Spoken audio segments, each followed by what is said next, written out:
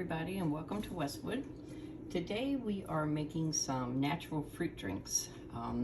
Most of the sodas and the vitamin drinks that you get in the store are full of lots and lots and lots of chemicals and preservatives.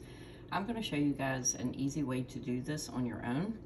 And you can also trick kids into drinking these because they're pretty and they have fresh fruit in them, which you can eat out of the drink. After you consume the drink, you can certainly eat the fruit. It will be mushy because it's been boiled to sterilize the contents, but it's perfectly fine. There's not a thing wrong with it. So you can make the drinks as I'm showing here with just the fruit, whatever you like. You know, the most is what you can put in. I've done lemon, limes, blood oranges, strawberries, blueberries, and raspberries, but you can certainly choose your own combination.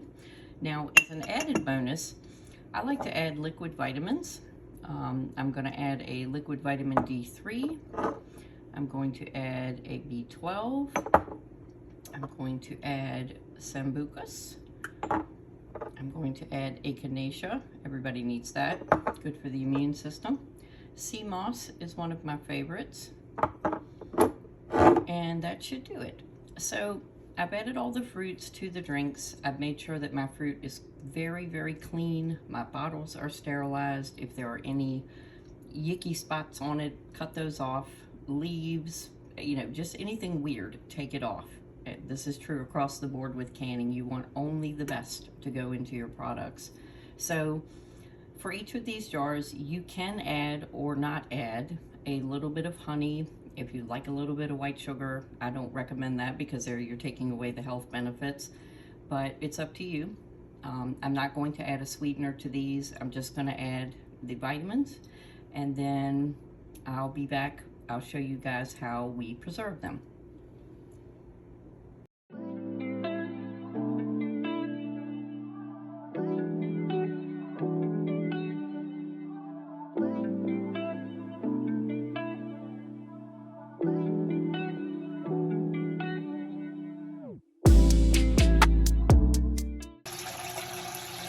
Hello everyone, and welcome back to Westwood.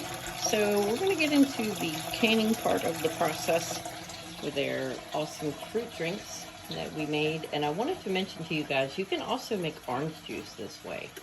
It's just a fantastic way to have actual real orange juice for your family. So I'm using an old steamer pot. It has the, you know, the little net in here.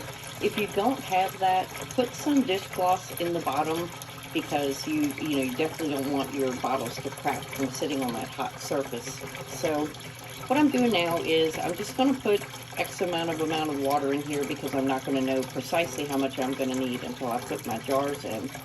I'm going to move this over to the stove, if I can without dropping you guys.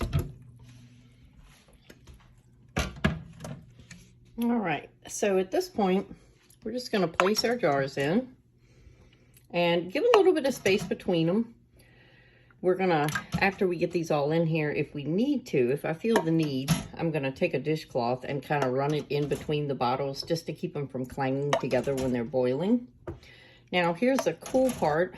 All we have to do from here, make sure your water is approximately the same temperature as the water in the jars, because if you put cold jars in hot or warm water, sometimes the bottoms can actually crack out of them, and we definitely don't want that. So just use regular old plain tap water for what goes inside. These look pretty good, as long as I have, you know, just a little spacing in there so that they're not going to clang when they boil. We're good to go. Now, from looking in here, I can see that I need a tremendous amount more of water. So I'm going to add some more. You want to go, some people go all the way over the lids. I found with this particular project, if you go just up under the gold lid, just to make sure that all of the, you know, the contents, the water is reaching that very hot temperature, that usually do just fine. And I also wanted to show you guys one that I canned about 2 years ago. Let me grab that real quick. It's in a different style of bottle, but this is one that I did 2 years ago, and the lid is still intact, still sealed. As you can see, there is no mold, there is no bacteria, there's nothing in here that would harm you. And these are just fantastic. My daughter, I think she's addicted to them at this point. She's like, are you making more drinks? I want to drink some more. So, like I said, I think that you really can trick kids into drinking these pretty easily if they don't like their fruits.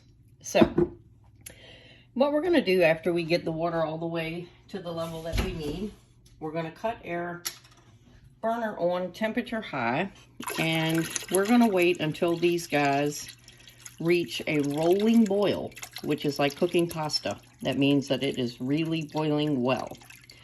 After we reach that point, you're going to want to let these boil for 15 minutes.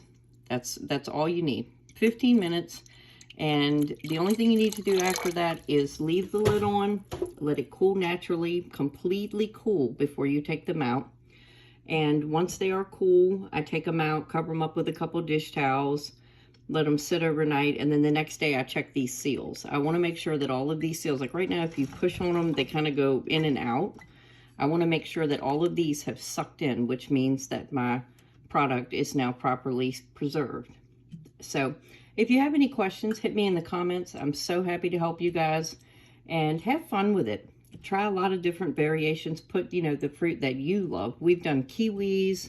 We've done, of course, today we're doing orange slices. You can do tangerines, mandarins, pretty much anything. The only thing I'd be a little leery of, and I think it would just be a texture issue, not a safety issue, is watermelon. I don't know why, but I don't feel like watermelon would hold up very well. But at any rate, have fun with it, guys. And if you have any questions, as I said, I'm always happy to help you guys in the comments. Thanks so much for watching.